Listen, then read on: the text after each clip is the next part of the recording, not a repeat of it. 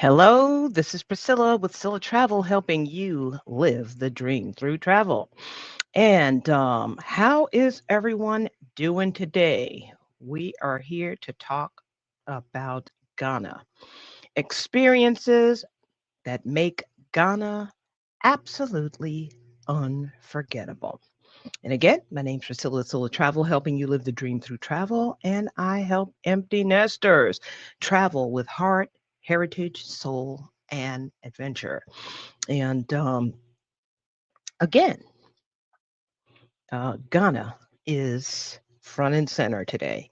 So um, if you have been following me, then you would know, or you will know, that I am planning a trip to Ghana this year, November of 2026. But like I usually do, I just want to make sure that I can be heard. So, is anybody out there? Let me know if you can hear me. I'm going to check on my secondary device to see if I'm heard. I know it popped up and I can hear it. See, I've got my phone. All right. So, I'm glad to be here talking to you today. And thank you for all of the people who follow me. Thank you for all of your um, messages and your interest in the trip of Soulful Ghana. And I hope everyone's had a happy holidays, Christmas, New Year's, Kwanzaa, Hanukkah, or whatever you celebrate during the holidays. I hope you had a wonderful time. I certainly did. Had a time to relax and unwind. Now, it's time to plan for our next adventure. And as I always say, you can go anywhere you want to go.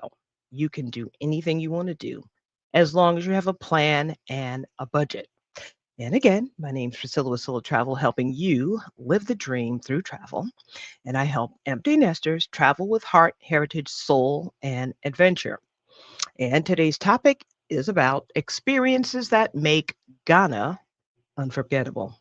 And this time, right now in 2026, is a good time to be talking about the African diaspora, Ghana, Africa, and the heritage of African Americans. Now, I know some people don't um, identify with Africa, however, I do, and my family does, as well as the majority of African Americans.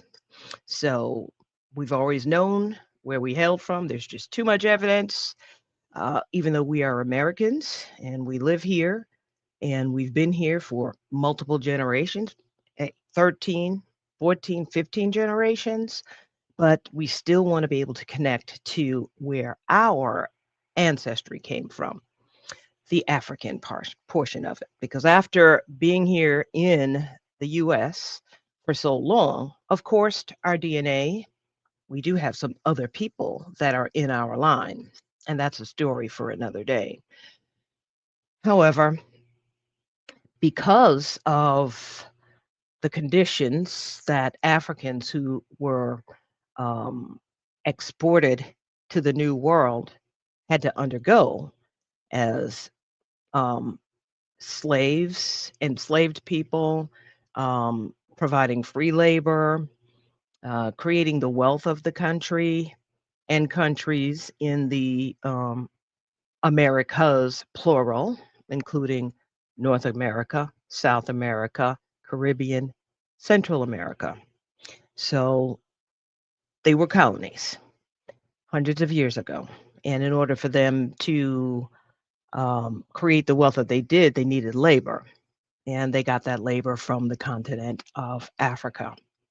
And the Middle Passage, people from uh, the majority, West and Southern Africa, uh, endured many hardships, starting in West Africa and then um, traveling across the ocean to the New World. Many, many hardships, many, many. horrific experiences. But guess what? Here we are in 2026 and we're still here. So that just shows the resilience of us. So many of us have always dreamt of returning to the continent to visit our homeland, our original homeland, the homeland of where our distant ancestors came from. So many of us have even tried DNA tests. I have tried many DNA tests. So I have an idea of where my ancestry is from. And I was even fortunate enough to find a relative. We share like a fourth great grandparent. And I found her in Nigeria through DNA. So I've taken many DNA tests. So I've been on this journey for quite a long time. And what it's done is it's helped me to figure out a way of visiting the continent to sort of reconnect. Being a retired person and having that flexibility and the ability to do it, the resources to do it. Wish I could have done it while I was younger, but now is the time. And while we have time to do it, pull the trigger on it. Just do it. So, experiences that make Ghana unforgettable. So, the first part of this presentation, I'm going to go over exactly what I just talked to you about is just experiences that make Ghana unforgettable. And then I'm going to switch over to the second part of the presentation where I'm going to go over some specifics of the trip.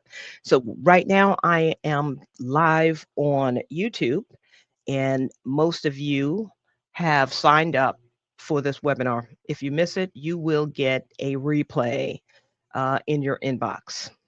So, the second part of the presentation, when I get to the portion of the pricing and specifics of the trip, I'm going to turn off YouTube, and then it'll just be the folks who are on the webinar portion. And if you are on YouTube and you want to be a part of that discussion, there's a link in the description. You just click that link, register, and join the webinar. Okay? All right. So, again, my name's Priscilla with Silla Travel, helping you live the dream through travel. And we're here to talk about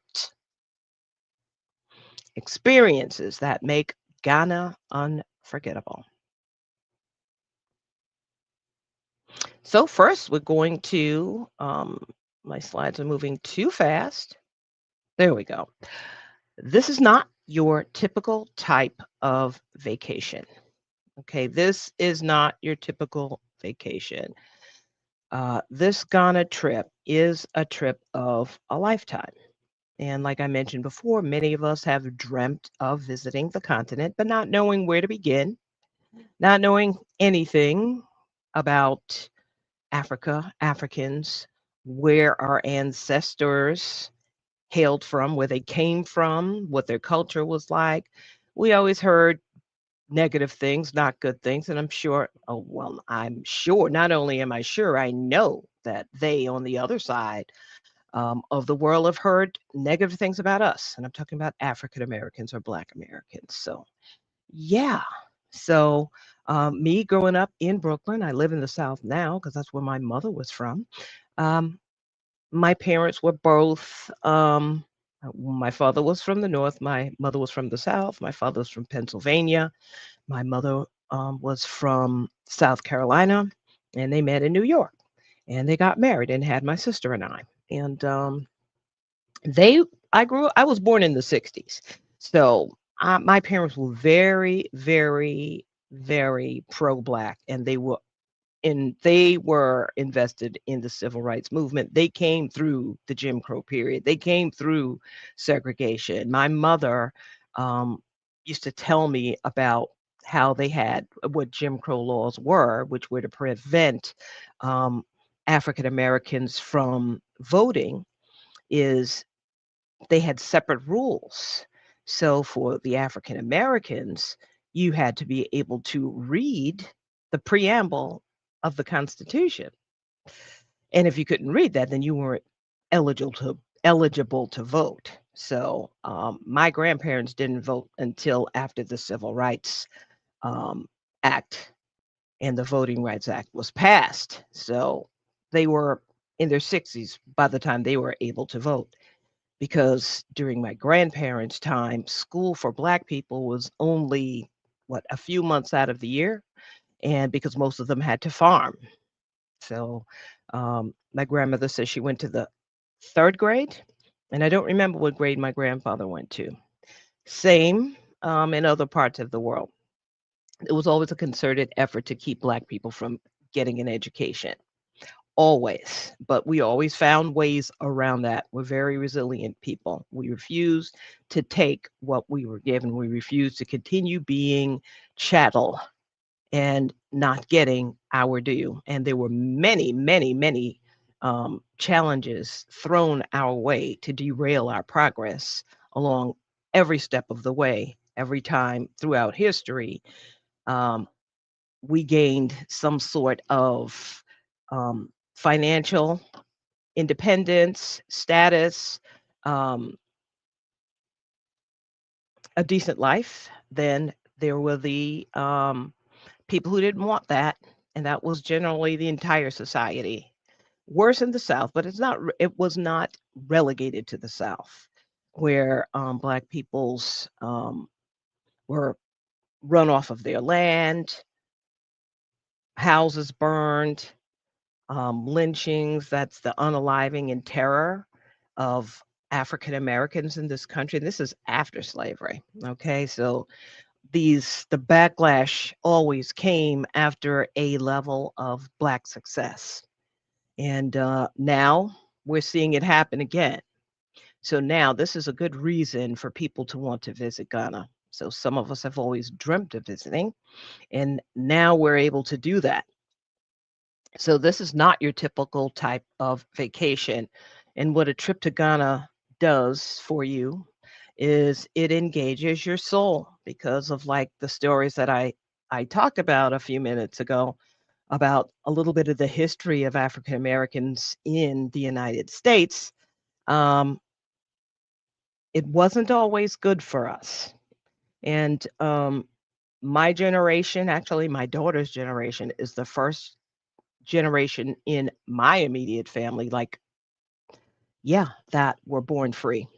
My daughter, my son, my sister's kids, the first generations that were born completely free in our immediate family. That means that after the Civil Rights Act was passed, my sister and I, we were born when the struggle was continuing. So there you have it. So it wasn't that long ago. All right. And I have a great grandmother who was a formerly enslaved person. And I've been doing some DNA research as well as ancestry, trying to trace my ancestors. And maybe one day I'll be able to find someone that's related to this lady, a relative that I connected with in Nigeria. So I'm trying to work that way to figure out how we're related, or at least to track a relative or maybe even a ship back to wherever or people group, wherever some of my ancestors may have came from, maybe one ancestor, because I have got many, many, many ancestors. And if you're African American and you do your DNA, you're going to find that you are related to many different African groups because when they were brought here against their will, okay, there was many, many different groups um, smushed together, separated families, children from mothers, husbands and wives separated, parents separated, and even during the approximate 260 years of enslavement, starting from colonial times, um, people were stripped from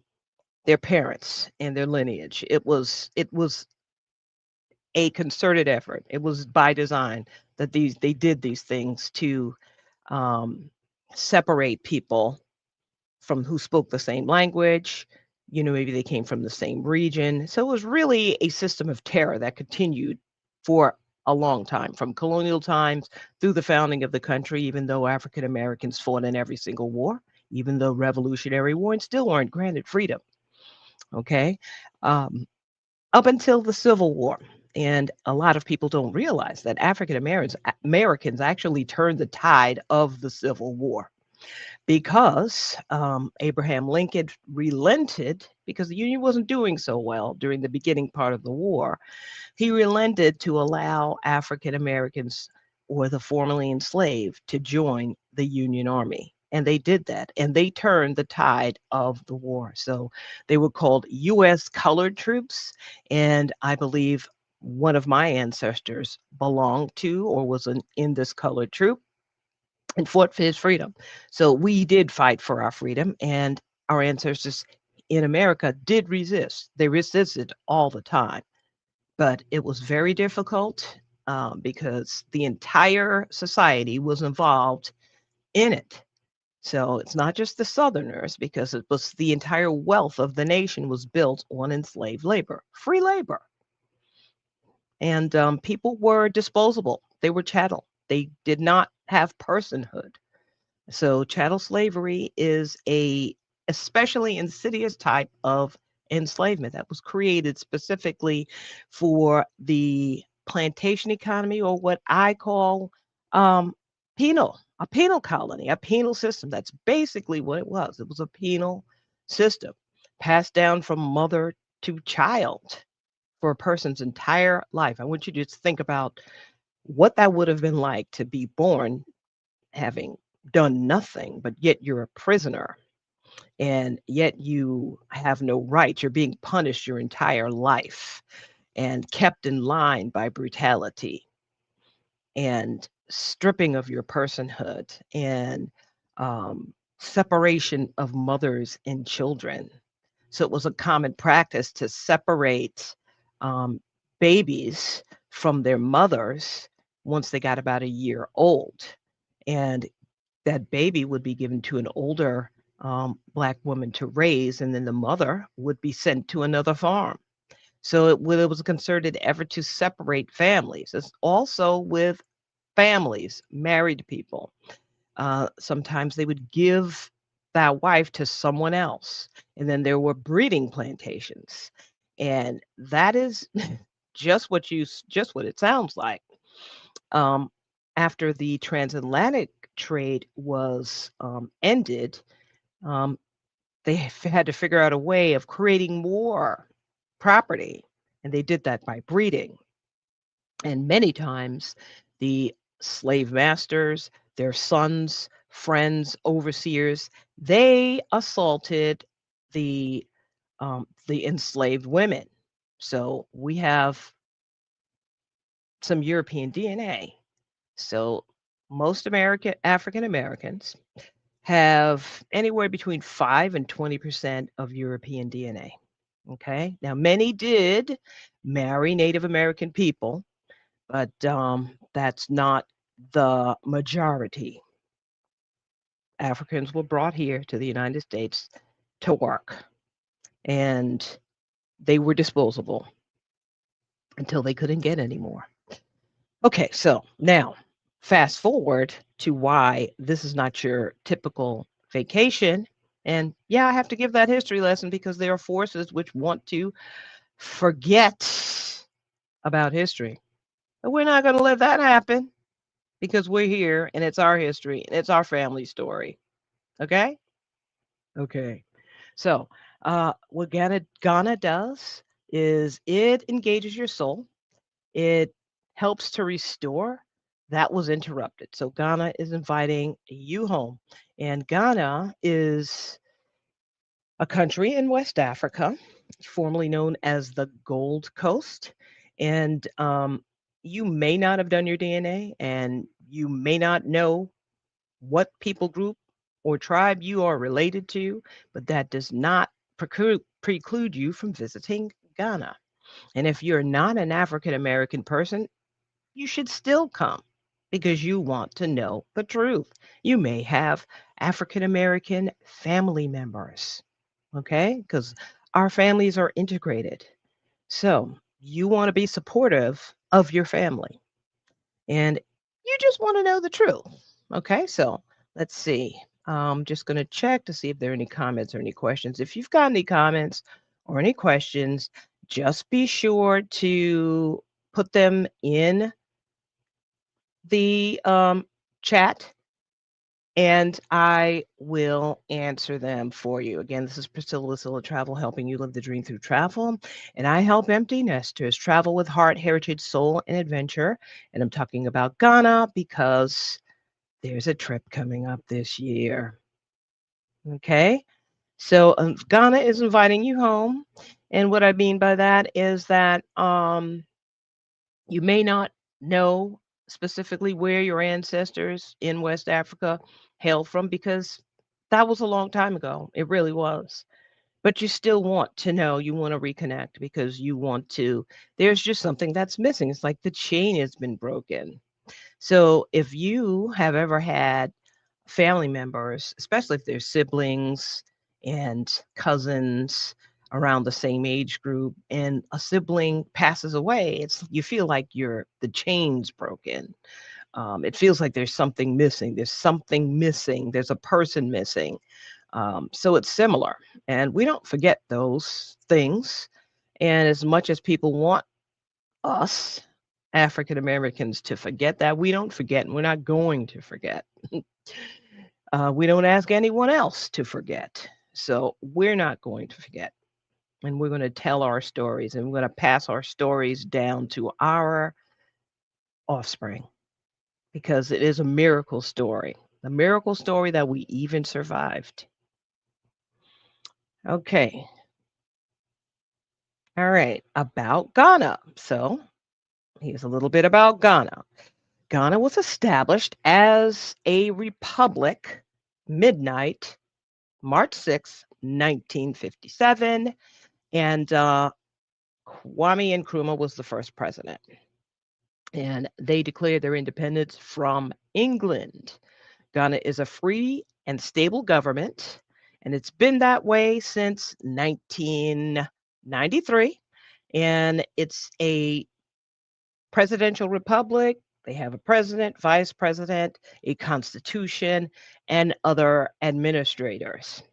The currency is called the Ghana Cedi, and US to Ghana Cedi, let's say $100 as of today, because it changes daily, the exchange rate is $1,071.90 per $100. So our dollar, the US dollar, is pretty comparable, or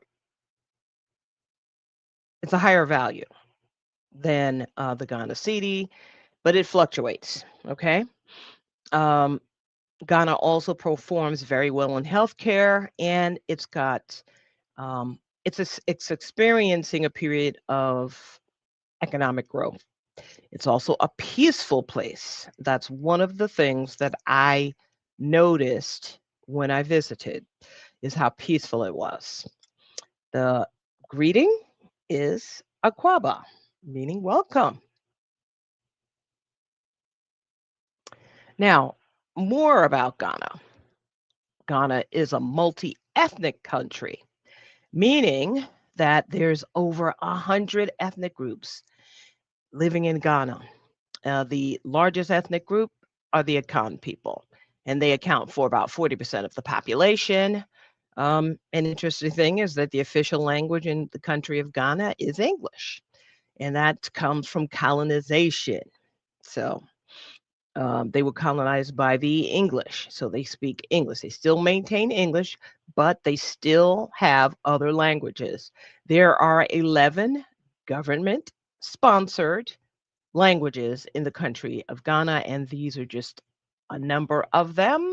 Um, the Asante Twi is the most spoken, but then we have Ga, we have Fanti, and there are some other languages um, spoken in different regions. Accra is the main city. It is the capital city. So we also have religions. So there are 73% of Ghanaians are Christian of various denominations, Catholic, Protestant, and then other denominations. Okay, just like here, a whole lot of other denominations, right? Um, an interesting thing is there is the AME church is there. So Methodist churches are there, Baptist churches are there. These are some of the denominations, as well as some Pentecostal holiness denominations um, are there. 19.9%, about 20% of the population are Muslim. And then you have like 3.2%, which are traditional religions, and then about 4.5% are other religions. Other religions. And then I couldn't account for the folks that don't have any religious affiliation at all because many people don't want to admit that they don't have one. Okay, so here's the geography of Ghana. And as of 2020, there are 16 regions. And out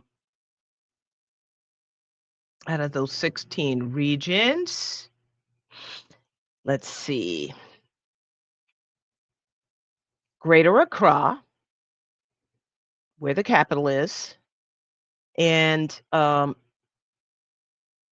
central region, where Cape Coast is where we will be spending our time during the Soulful Ghana. So Accra is the capital city. The region is called Greater Accra. And then Cape Coast is in the central region. So it is down to it's right on the Atlantic Ocean. So that's the Gulf of Guinea. I believe it's the Gulf of Guinea. But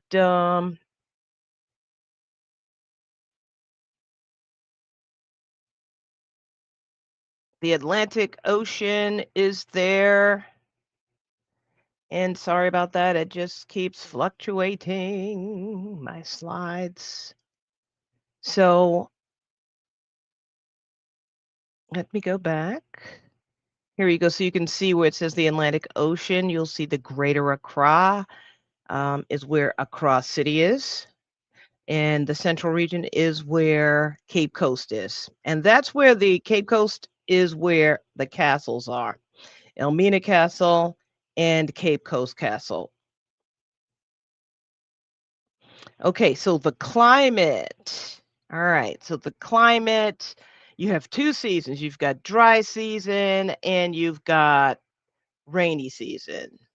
And dry season is usually March through April. Not a lot of rain, some hot days, cooler nights. It's also characterized by dry, dusty winds called harmattan. It looks overcast, but it's not. It's the dust from the Sahara. Certain time of year, the winds blow it, and so it looks overcast. So the hot sun is not really beating down on you, but it could still be warm. Then you've got the wet, rainy season, which is you've got two of them from April to October. Now, southern Ghana has two rainy periods, which is March through July is the second period, and it's heaviest in June. So you can still visit at any time. It's just that if you are interested in being wet and uncomfortable, maybe you don't want to. You know what I mean? But you can go visit anytime. It's just wet, especially if you're not used to humid weather. The best time to visit it is dry season. Okay. Um, but it is warm year round because Ghana is near the equator. Ghana will change how you see yourself. Uh, but I want to add that the temperature during the time that we travel will be, sorry about that. There's a delay going on here. The temperature will be anywhere from 77 to the 80s, but then there's humidity, sort of like in the South. Okay. I live in South Carolina, Florida, very humid on the coast. Um, except we do have seasons. But when it's hot, it gets really, really, really hot.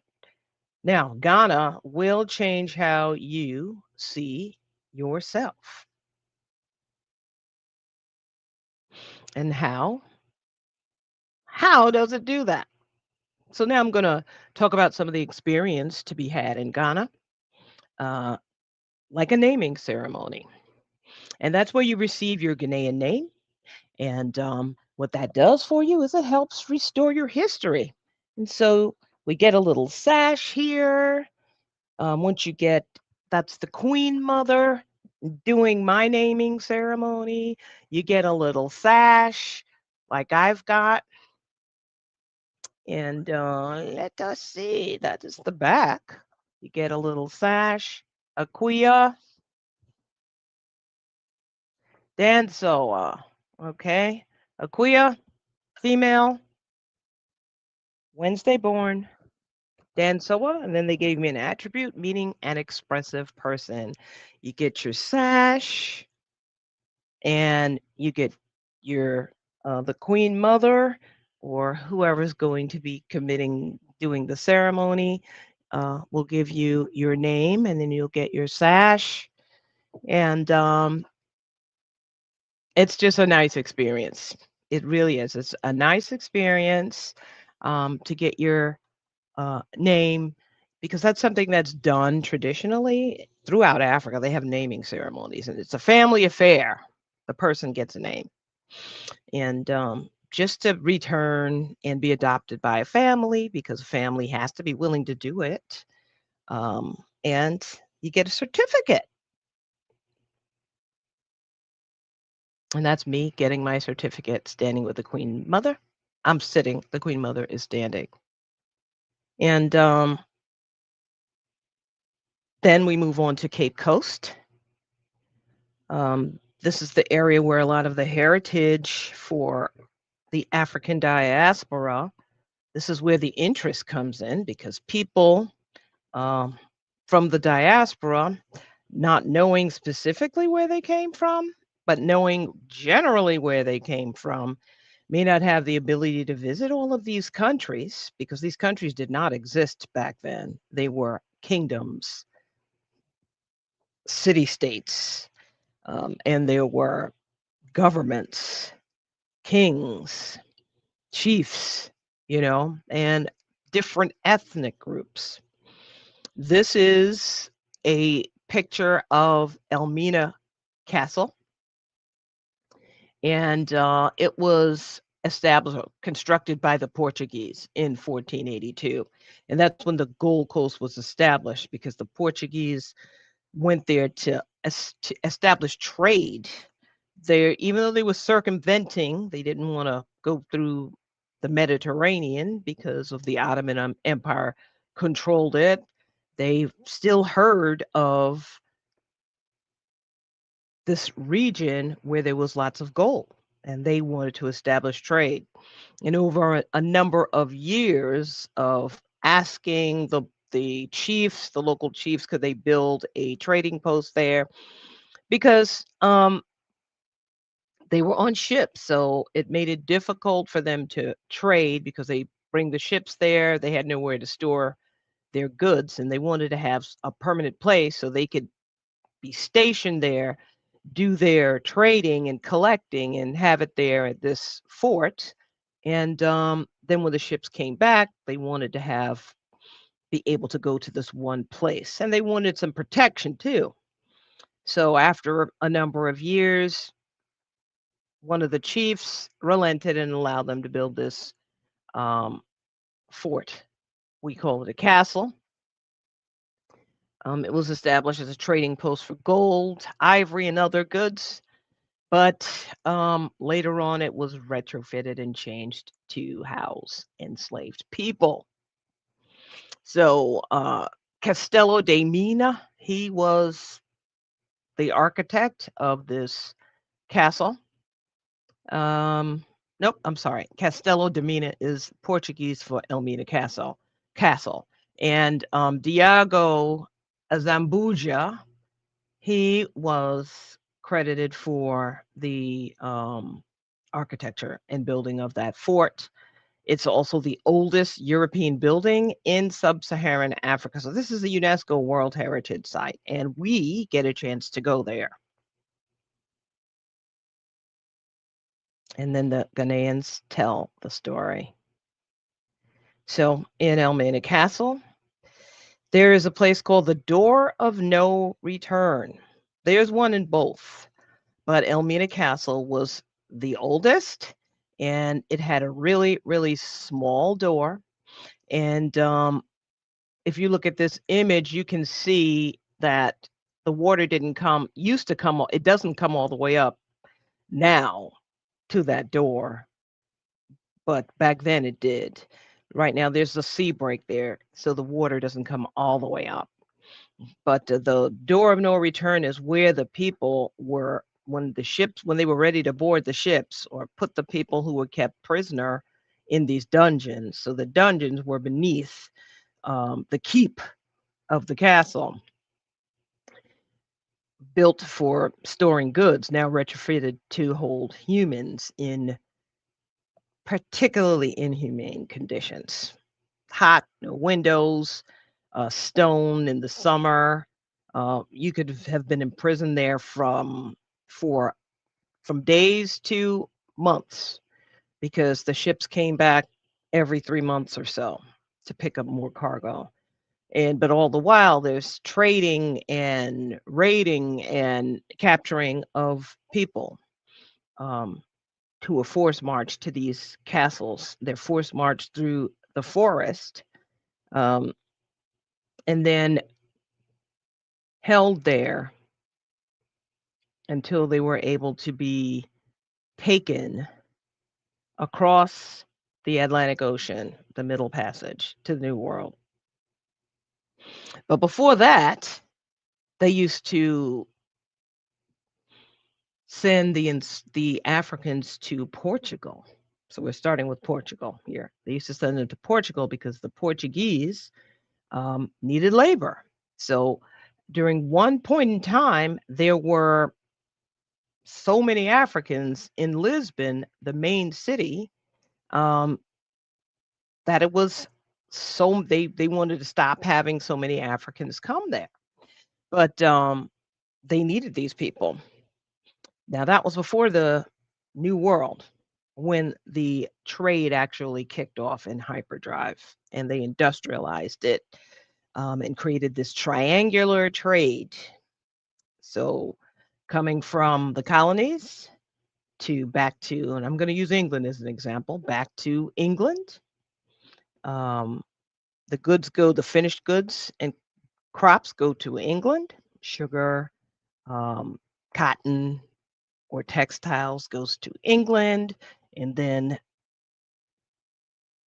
they take their ships and they go back to West Africa to pick up more enslaved people, then back to the Caribbean, uh, New World, Americas, North America, South America, Central America, for the plantations or the penal colonies. So I'm actually reading a book called Born in Blackness. Okay, I'm going to make that bigger so you guys can see it. I'm reading a book called Born in Blackness by historian Howard W. French, and it is a book about Africa, Africans in the making of the modern world from 1471 to the Second World War. So I would advise anybody who's interested in this history, to get this book because it's important that the whole story be told, the whole truth be told. Africans contributed to the modernization of Europe, okay? They just don't get the credit for it. Okay. So again, that's Born in Blackness by Howard W. French. He's a historian. Yeah, there we go. Born in Blackness. He's a professor of journalism at Columbia University and former New York Times bureau chief for the Caribbean and Central America, West and Central Africa, Tokyo, and Shanghai. He's the author of 5 books. He lives in New York City, and his wife is Ghanaian. So now back to the door of no return. That's at Elmina Castle. There's also one at Cape Coast Castle. But the best thing about this trip is our ancestors didn't get a chance to return, but we will. Our ancestors couldn't come back, but we will come back. Okay? That's the best part about this journey. Now, also, Ghana is living culture. And when I say living culture, um, we will experience the culture of the people in the motherland front and center. We'll actually be invited to take part in these experiences. So you won't be like a person sitting on the sideline like your regular tours or your normal tours. Um, this is in Elmina, and this is a dance troupe, and they do many different types of dancing. There's a fire dance and other dances. This is the instructor and his pupils, but they are a professional um, dance troupe, and they start young. They start them as children.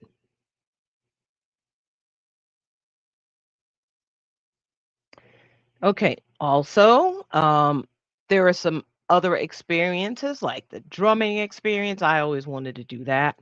That is going to take place in Accra. So now I'm going to talk about Accra. So back in Accra, which is the capital city, it's the metropolitan of the country, the metropolitan city of the country. There's a whole lot going on there. Okay, so the National Museum of Ghana is there, and it's really a wonderful experience to go there because we actually learn real history about Africans. So the stories we've been told about they didn't have any history. Africans didn't contribute to anything. Africans didn't do anything at all. They were just primitive is not true at all. And when you go to this museum, you'll see. You will see. I was fascinated with there was some material that's made out of tree bark. One of the northern tribes, they from I guess prehistoric tribes they used to times, excuse me, they used to make clothing out of tree bark. Of course, the people don't do that anymore except to preserve the culture, but this is just showing you how far back these traditions and this culture goes back thousands of years.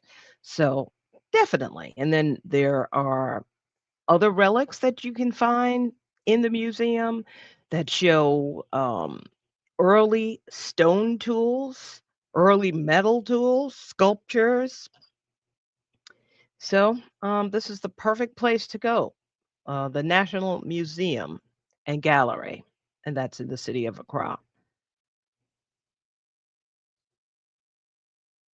Ghana also has a vibrant cuisine scene, and that's a foodie's delight.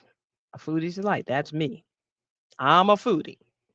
So, in Ghana, you can experience um, Ghanaian food. There's also many different types of venues that you can experience. There's a Jamaican Ghanaian restaurant, which I enjoyed thoroughly.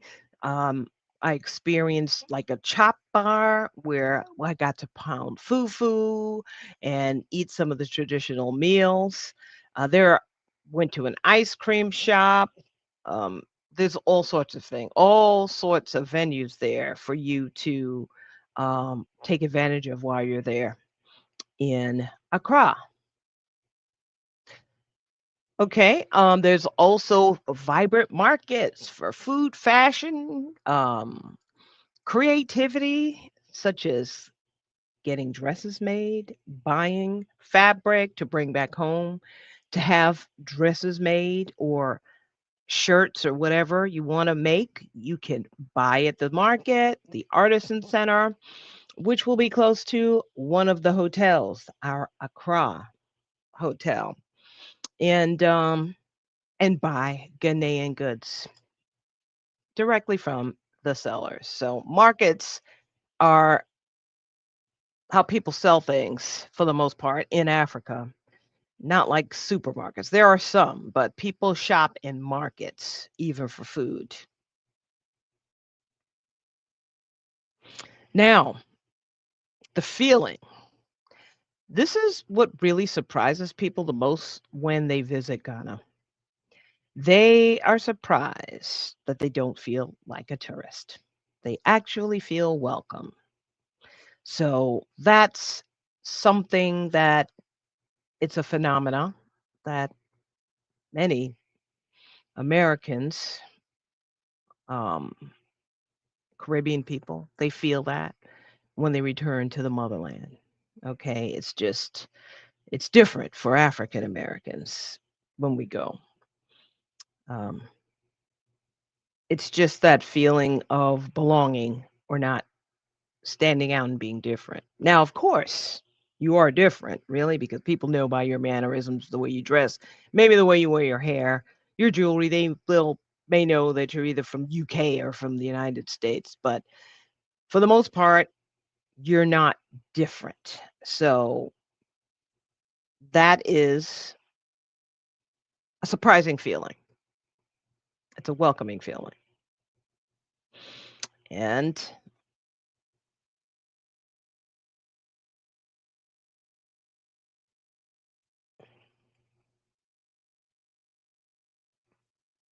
okay, there was a delay, so I had to stop there for a moment. The internet was slow. All right, so Ghana changes you. Like I said, your ancestors never had the chance to return, but you will return. You'll return with pride, perspective, and a deeper understanding of your heritage. And you'll have something that will stay with you forever. So these are experiences that um, you'll have forever. They won't leave you. And when people travel, that's what they travel for the most part, is experiences and learning, connecting. Um, and when you become an empty nester, you have the time to do it and do it slower because you don't have to rush back to work. Okay, so I'm going a little bit fast. So this is the trip, Soulful Ghana, a cultural and ancestral journey. And the dates are, and I'm going to switch over to the page. And then after that, I'm going to go to the itinerary and then I will end the stream for YouTube. So hang on 1 second and I am going to share my screen.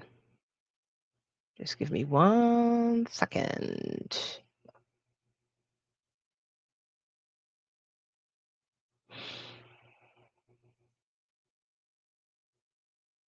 Okay.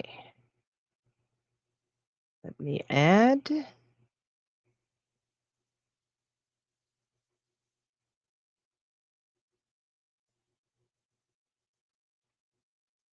Here we go.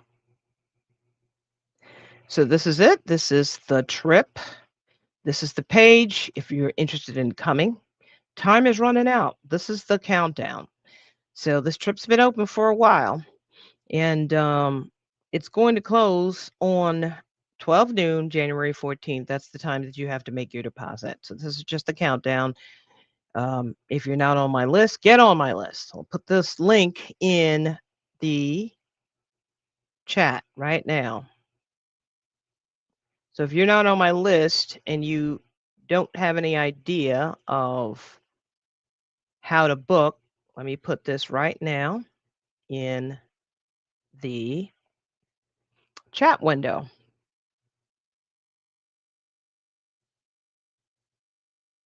There we go. All right, so now that I did that, I am back.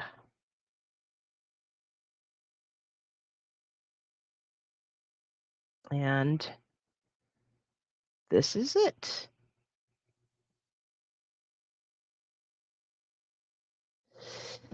Let's see. Pardon me, it's taken me a minute.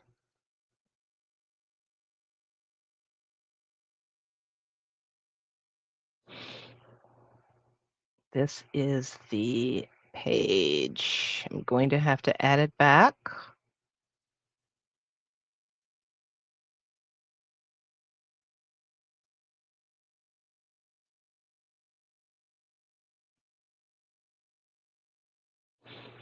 Oh boy.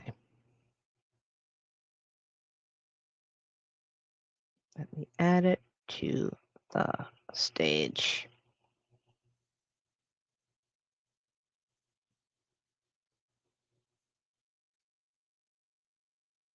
And I'm having a delay here. Let me share. Share my screen.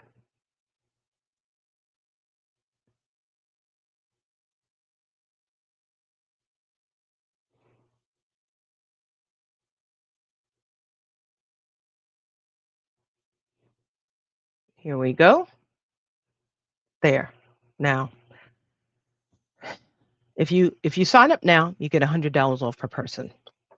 So time's running out. You have to make your deposit by January 14th. The trip dates are November 11th through the 19th, 2026. And there's 3 nights Accra and 3 nights Elmina because we're going to drive to Elmina and visit the castles, as well as have a naming ceremony, visit the Slave River, and then we'll come back to Accra for 2 more nights. And one of those nights, those days will be a leisure day in Accra before returning home. Um, just join us in Ghana. These are the inclusions. All the traditional and local experiences are included. You receive a Ghanaian name that connects you to the local heritage and the customs. We get to explore beyond the resorts. We embrace history, culture, and adventure. There's a traditional drumming and dance session led by performers. We will experience the Aquaba VIP airport experience for stress-free arrival. There's also round trip airport transfers that are daily and private transportation throughout your stay. Okay, so yes. So let me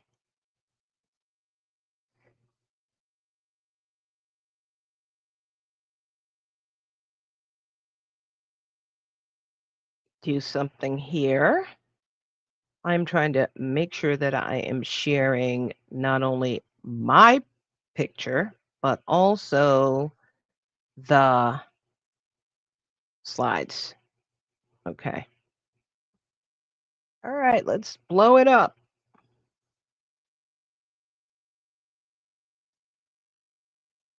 Okay. Yep, you can see. I just couldn't see if it was sharing, so I had to make sure. All right, so here we go. Um, the taste of Ghana. There's a welcome dinner where we're going to have a dine around to kick off your journey. There'll also be a local chop bar experience that's going to bring the cuisine to life. We'll actually get a chance to participate in making your cuisine. That is fun. Uh, there's the Heritage in Motion cultural performance. That's where the dance troupe We'll experience that type of cultural performance where we'll be visiting and we'll be a part of a performance. We'll watch them and then we'll also be invited to partake in the performance.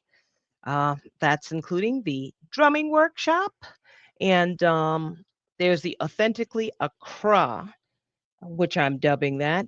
There are several tours in the Accra city. Um, the Soul of Accra City tour. Then there's the Jamestown Uncovered Walking Tour. So that's one of Ghana's most historic um, areas of the city. And there's our Leaders and Legends tour, which connects you to Ghana's modern history, like the president, the first president, Kwame Nkrumah, the beginning of, uh, excuse me, excuse me, the establishment of the nation of Ghana. Is also visiting the Black Star, and there's a Photoshop moment. And there's the powerful footprints to riverbanks, ancestral walk. That's where the Slave River is, where we'll go and we'll walk in the footsteps of the ancestors as we experience, see, hear, feel what they felt as they were forced marched from the interior to the dungeons and stopping at this river to have their last bath before they were imprisoned. And then worse, experiencing the Middle Passage and then finding themselves, if they lived, if they survived, in a new world, stripped of humanity. Uh, so that's the River of Remembrance in Last Bath. Then we have like a candlelight ceremony and reflect on our experiences. So this experience actually establishes a connection with Ghana and what our ancestors went through, even if this is not exactly where our ancestors came from. Um, they experienced similar things in West and Southern Africa. Uh, but they could have come from many places in the interior because they were force marched there. So that is it in a nutshell. This is what's not included. Your international air is not included or anything additional, like expenses outside of what's listed in the tour inclusions or additional meals. Breakfast at the hotels is included, as some of the other meals. But like I mentioned, the ratio between the US dollar and the Ghana CD makes it super, super, super affordable to eat. Now, this is a fully escorted group tour with a dedicated team, including a host, professional local guides, and client care and support. All of your entry fees, taxes, and guide gratuities, not the driver gratuities, but your guide gratuities are included in this trip. So, this is a trip which is all about meaningful connection, cultural immersion, and honoring the past while embracing the vibrant present, of Ghana. So if that resonates with you, then pack your bags. Ghana's calling. So when you go to this page, you just click view and register. And that is how you would book the trip. And of course, my slide screen appears to be freezing up. You'll also see who this trip is for and who it's not for. This trip is for the culture curious, heritage seekers, adventurous people, foodies, and empty nesters and active adults. Now, it's not for your resort only people or those who want a fast paced party atmosphere. It's not, this trip is not for you. There are other trips to Ghana that do that, like Dedi December. Um, that is a party festival. There are plenty of other festivals. And if you're looking for luxury only, we have Ghana has got beautiful accommodations, but this trip emphasizes authenticity over opulence. And this trip is not for people who are uninterested in history and heritage. You feel me? Can you feel me? If you're not interested in history and heritage or any of those things, then this is not the trip for you.